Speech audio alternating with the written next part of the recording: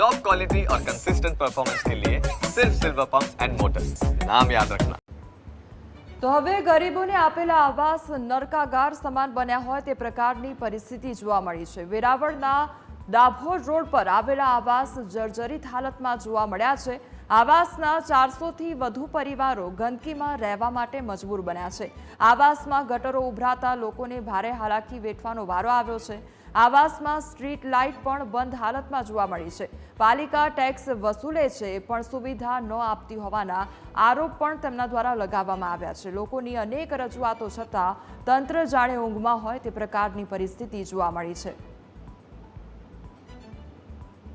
ઘણા સમયથી અહીંયા ગંદકી રહી છે। ચોમાસામાં પાણી એવું ભરાય છે કે એની કંઈ હદ બહાર છે, નિકાલ થતો નથી અને ચલાતું પણ નથી। ગટરમાં એટલા બધી મચ્છર અને જીવજંતુ છે કે વાત પૂછવામાં। અમારે અહીંયા તકલીફ ક્યારેક ચોમાસામાં પડે છે અને પાણી આવે ત્યારે વધારે પડે છે અને ગંદકીનો હાલ તમે જોઈ શકો છો વિડીયોમાં કે ગલીએ ગલીએ ગંદકી અને સફાઈ થતી નથી અને આ બાબતે નગરપાલિકા બહુ ધ્યાન રાખતું નથી। ક્યારેક ક્યારેક સાફ સફાઈ કરવાવાળા આવે છે પણ આવીને પછી વહી જાય છે। 60 વર્ષ ત્યાં રહું છું પણ અહીંયા આટલા વર્ષથી રહું છું તો કોઈ અહીંયા જોવા આવતા નથી ને નગરપાલિકા વાળા કોઈ જોવા આવતા નથી ને અહીંયા 60 વર્ષથી બિલ્ડિંગોનો કોઈ કામ બામ કે કોઈ કરવાનું કે કંઈ કોઈલું નથી કરતા ને રિપેરિંગ અમારી રીતે કરાવીને રહીએ છે ને અમુક તો બિલ્ડિંગો પડવા વસ્તુ થઈ ગયેલી છે પણ અમારે કંઈ જોવા પડતું નથી। અહીંયા વરસાદ પાણી થાય તો પાણી ગોતર સુડ્યું હોય ને એવી રીતનું બધી અહીંયા છે પણ કોઈ અમને જોવા વસ્તુ છે નહીં।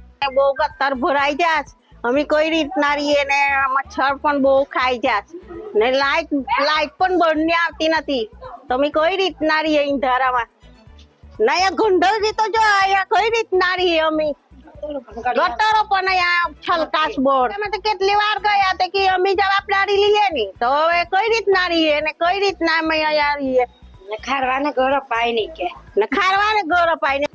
તો નગરપાલિકાએ આવાસ યોજના તૈયાર કરી અને જે તે રકમ વસૂલ કરીને ફ્રી હોલ્ડ વેચાણથી આપી દીધેલ છે।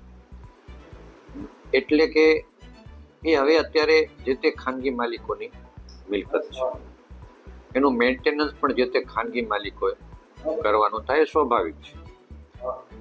પણ આવાસ યોજનામાં મેન્ટેનન્સ ખાનગી લોકો કરતા નથી। નગરપાલિકાએ બનાવેલી મિલકત હોવાથી નગરપાલિકા સમક્ષ ફરિયાદો લઈને આવે છે પણ એ લોકો કોઈ જાતનું મેન્ટેનન્સ કરતા નથી। ડ્રેનેજની વાત કરીએ તો ગત વર્ષ અને એની આગલા વર્ષે પણ નગરપાલિકાએ 6-7 લાખનો ખર્ચ કરી 324 જેટલી ચેમ્બરો છે એ સફાઈ કરાવેલી।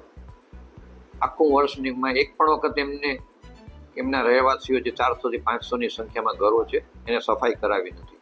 વેરાવળ નગરપાલિકામાં આવેલી આ આવાસ યોજના જે આવાસ યોજનામાં 400 થી વધારે ઘર આવેલા છે ને જેના સ્થાનિક લોકોની સમસ્યાઓ જે જૈવિક સમસ્યાઓ છે પાણીની હોય, લાઇટની હોય કે ગટરની, આના સ્થાનિક લોકો વારંવાર રજૂઆત કરવા છતાં પણ પાલિકાના પેટમાં પાણી નથી હલતું। લોકો અનેકવાર રજૂઆત કરવા છતાં પણ મહિલાઓ પણ અનેકવાર રજૂઆત કરી છે પણ નગરપાલિકા દ્વારા આનું કોઈ પણ નિર્ણય આવતા આ સ્થાનિક જે ન્યૂઝ કેપિટલની ટીમ છે તે આજે ઘટના સ્થળ પર પહોંચી છે અને લોકોના મંતવ્ય જાણીને ખાસ કરીને આપણે બેનને પૂછ્યું છે શું અહીંની સમસ્યા છે, શું બે પ્રશ્નો છે અહીંના? અમારા પ્રશ્નો એ જ છે કે અમને બહુ ગંદકી નડે છે, મચ્છરો ખાઈને છોકરાઓ બહુ બીમાર પડે છે પણ કોઈ અત્યારે એનું સુનવાઈ કરતા નથી અને અમે જેટલી વાર પણ આની પ્રોબ્લેમ લઈને નગરપાલિકાએ જઈએ છીએ પણ કોઈ અમારું સાંભળતા નથી। અત્યારે ગટરોની બહુ સમસ્યા વધી ગઈ છે પણ ગટરો કોઈ ખોડાવીને સાફ કરતા નથી એટલે તમે અમારો અવાજ બની અને તમે આગળ વાત ઉપાડો તો ગુજરાત સરકાર અમારી વાત સાંભળે અને અમારી નગરપાલિકા સાંભળીને અમારી સાફ સફાઈ કરી અને ગટરોની વ્યવસ્થા સારી રીતે કરે એ અમારી સમસ્યા છે। લાઈટો કઈ આવતી નથી, લાઈટો બદલાવી અને અમને જે ઉજાસ આવે એવી રીતના છોકરાઓ કેટલાક પડી જાય છે, ગાયો આવીને ખાડાઓમાં પડી જાય છે, કોઈ જવાબદારી કોઈની નથી। ખાસ કરીને જો વાત કરવામાં આવે તો નગરપાલિકા આમાં કઈ પણ ધ્યાન ન દે તેવું સ્થાનિક લોકોનું કહેવું છે અને જ્યારે ન્યૂઝ કેપિટલની ટીમ ઘટના પર પહોંચી ત્યારે લોકોએ ન્યૂઝ કેપિટલનો અવાજ બનાવી અને લોકો સાથે વાત કરતા ન્યૂઝ કેપિટલ દ્વારા લોકોના પ્રશ્નોને વાચાને મીડિયા સુધી પહોંચાડી અને તંત્ર જાગે તેવી લોકોની આશા વ્યક્ત કરાઈ રહી છે। અરવિંદ